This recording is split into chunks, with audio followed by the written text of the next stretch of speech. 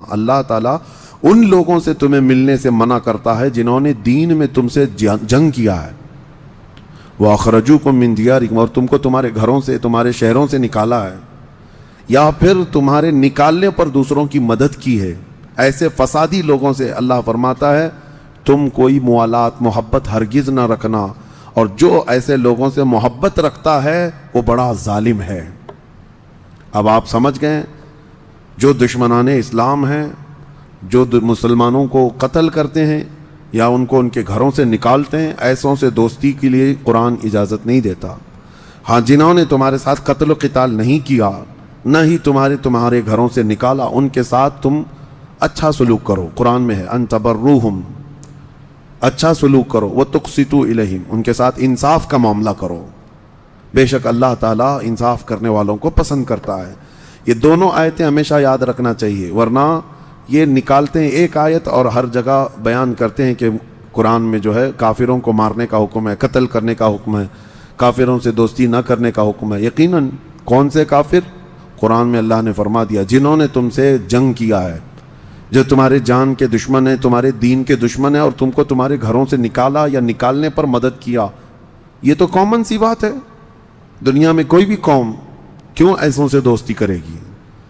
تو میرے عزیزو یہ بات یاد رکھ لیں۔ اور سورہ ممتحنہ کی شروع کی آیتیں جو ہیں، اللہ نے فرمایا یا ایھا الذین آمنوا لا تتخذوا عدوی وعدوکم اولیاء، اے ایمان والو میرے دشمنوں کو اور اپنے دشمنوں کو دوست کبھی مت بناؤ۔ تلقون الیہم بالمودۃ وقد کفروا بما جاءکم، تم ان کے لیے محبت پیش کرتے ہو جبکہ وہ اللہ کی نعمت آیتوں کو جھٹلا دیتے ہیں جو کچھ آیا ہے، اور جنہوں نے رسول کی دشمنی کی ہے تم ان سے دوستی بگاڑتے ہو۔ قرآن پاک میں تنبیہ کے ساتھ، سختی کے ساتھ کہا گیا ہے۔ اور اگر تمہاری اولاد ہو، تمہارے جو کچھ بھی ہو، تمہیں فائدہ نہیں دیں گے اگر کافر ہیں تو، اس بات کو سمجھ کر کے چلیں۔ پھر سورہ مجادلہ میں جو پیغامات تھے اس میں سے ایک یہ ہے، اللہ تعالیٰ نے فرمایا الم تر الی الذین نہوا عن النجوی، کیا آپ نے نہیں دیکھا ان لوگوں کو جن کو منع کیا گیا ہے کانا پھوسی کرنے سے؟ اللہ تعالیٰ نے منع فرمایا۔ جب کوئی 3 لوگ بیٹھے ہوں تو اللہ فرماتا چوتھا اللہ ہے۔ تم اگر خفیہ باتیں کر رہے ہو، کانا پھوسی کر رہے ہو، ما یکون من نجوى ثلاثة الا هو رابعهم ولا خمسة الا هو سادسهم، اگر 5 لوگ بیٹھ کر کے کر رہے ہو تو چھٹا رب تبارک و تعالیٰ ہے۔ تو اس طرح کی حرکتوں کو منع کیا گیا ہے، یہ کانا پھوسی کرنا، خفیہ باتیں کرنا، کس طور پر؟ جب لوگ تمہارے سامنے بیٹھے ہوں۔ اب مثال کے طور پر 8-10 لوگوں کی محفل بیٹھی ہے، 2 ہی لوگ بیٹھ کر کے اس میں خسر پھسر کر رہے ہوں، تو یہ اخلاق سے گری ہوئی بات ہے، کیونکہ دوسروں کے دلوں میں شیطان شک ڈال دے گا کہ یہ میرے ہی متعلق کچھ بول رہے ہیں، اور ہر ایک یہی سوچنے لگے گا کہ یہ میرے خلاف پلاننگ چل رہی ہے۔ اس طرح کی حرکت کرنے سے پرہیز کرنا چاہیے، بچنا چاہیے۔ اللہ تعالیٰ نے فرمایا کتب اللہ لأغلبن انا ورسلی، اللہ نے یہ لکھ دیا ہے کہ اللہ تبارک تعالیٰ فرماتا ہے ضرور اللہ ہی غالب آئے گا اور اس کے رسول غالب آئیں گے۔ اور پھر یہ ایک آیت یہ بھی میں آپ کو سنا دوں، لا تجد قوما یؤمنون باللہ والیوم الآخر یوادون من حاد اللہ ورسولہ ولو كانوا آباءهم او ابناءهم او اخوانهم او عشیرتهم۔ اللہ فرماتا ہے محبوب آپ ایسے لوگوں کو نہیں پائیں گے جو اللہ پر اور آخرت پر ایمان رکھتے ہوں۔ ایسے مومنین کبھی بھی اللہ اور اس کے رسول کے دشمنوں سے دوستی ہرگز نہیں کریں گے، چاہے ان کے باپ ہوں، چاہے ان کے بھائی ہوں، چاہے ان کے خاندان والے ہوں، چاہے ان کے بیٹے ہوں، دوستی نہیں کریں گے۔ یہ قرآن کی آیت ان صحابہ کے لیے ہے۔ ایک بار حضرت ابو عبیدہ بن جراح، ان کے متعلق کی روایت ہے، بارگاہ رسول صلی اللہ علیہ وسلم میں آئے، ایک کپڑے میں کسی کا کٹا ہوا سر لے کر کے آئے جس سے خون ٹپک رہا تھا۔ حضور نے پوچھا یہ کیا ہے؟ سر وہ کپڑا ہٹا کر دکھایا، کہا یہ میرے باپ کا سر ہے۔ کہا کس نے قتل کیا؟ کہا میں نے کیا۔ کیسے؟ انہوں نے کہا کہ حضور بہت برداشت کیا، جب میں گھر جاتا تھا یہ آپ کو گالیاں دیتا تھا، ہر بار یہ آپ کو گالیاں دیتا، اور میں اس کو بارہا سمجھاتا کہ جو کوسنا ہے، جو بولنا ہے مجھے بول، میرے مصطفیٰ کی شان میں کوئی جملہ نہ کہنا، لیکن یہ مجھے جلانے کے لیے ہمیشہ آپ کی شان میں بری بری باتیں کہتا. آج میں شکار سے واپس آ رہا تھا، اپنے معمول کے مطابق یہ مجھے بولنے کی بجائے آپ کی شان میں گندی گالیاں دینے شروع کیا. مجھ سے برداشت نہ ہوا اور میں نے تلوار اٹھائی اور چلا دیا، گردن کٹ گئی. پھر مجھے احساس ہوا کہ میں نے جس کا قتل کیا، اگر مجھے یہ سزا ہے تو میں بارگاہ مصطفیٰ میں حاضر ہوتا ہوں، جو سزا ہوگی قبول کروں گا. حضور پاک صلی اللہ تعالیٰ علیہ وسلم کے پاس وہ آئے اور کہا کہ میری جو سزا ہے وہ دے دے. اسی وقت یہ آیت اتری. اللہ نے فرمایا ایمان والے چاہے ان کا باپ ہو چاہے بیٹا ہو، ایسوں کی وہ ذرا برابر رو رعایت نہیں کرتے جو اللہ اور اس کے رسول کے دشمن ہیں.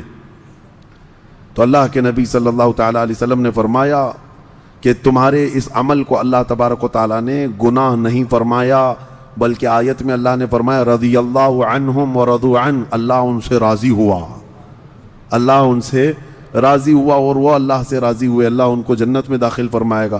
اصل رشتہ ہمارا حضور پاک کی ذات سے جڑا ہوا ہے. اگر یہ رشتہ سلامت ہے تو ہمارے سارے رشتے ہیں، اور اگر یہ رشتہ نہیں ہے تو پھر ہمارے کوئی رشتے نہیں ہیں. ہاں، بہت آسان سا ہے اصول دوستی اپنا، جو ان سے آشنا نہیں وہ ہمارا ہو نہیں سکتا. جو نبی پاک صلی اللہ تعالیٰ علیہ وسلم کا نہیں ہے وہ پھر وہ ہمارا نہیں ہو سکتا. سورہ صف کی ہم نے تلاوت کی، جس میں اللہ نے صحابہ کی تعریف فرمائی. ان اللہ یحب الذین یقاتلون فی سبیلہ صفا کأنہم بنیان مرصوص.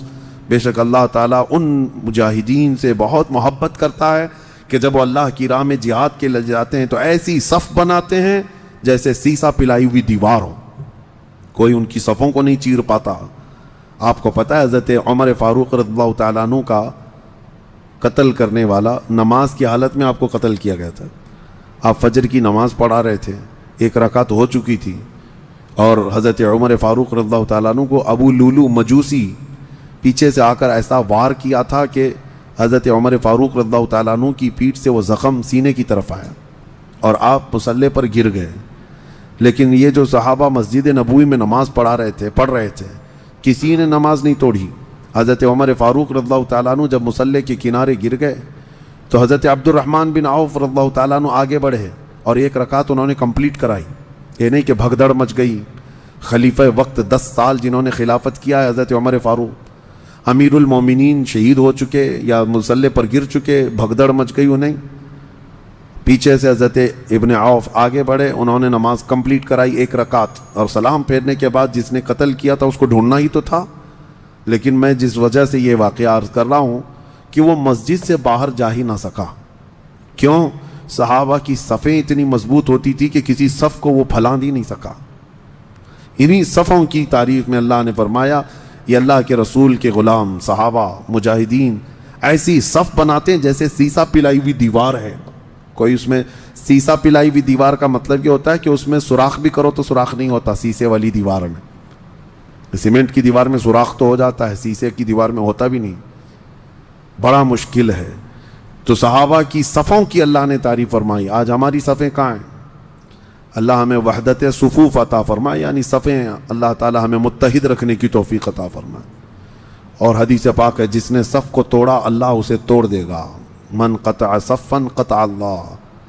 جو صف کو قطع کرتا ہے، صف توڑنے کا مطلب یہ ہے کہ نمازوں میں بھی اگر آپ نے کشادگی رکھی جس کو فرجہ کہتے ہیں، اسی لیے سنت ہے میرے آقا صلی اللہ علیہ وسلم کی، جب بھی جماعت کے لیے کھڑے ہوتے نماز کے لیے حضور رکعت باندھنے سے پہلے صحابہ سے کہتے استووا واعتدلوا، سیدھے ہو جاؤ، برابر ہو کر کھڑے ہو جاؤ، استقیموا، کندھے سے کندھا ملا لو. یہ تاکید کر کے پھر جماعت شروع کرتے. میرے آقا کی سنت تھی. کیوں؟ اس لیے کہ فرمایا گیا جب دو لوگوں کے بیچ میں گیپ ہوتا ہے، جگہ خالی ہوتی ہے، تو وہاں شیطان داخل ہو کر دونوں کے دلوں میں وسوسے ڈالتا ہے.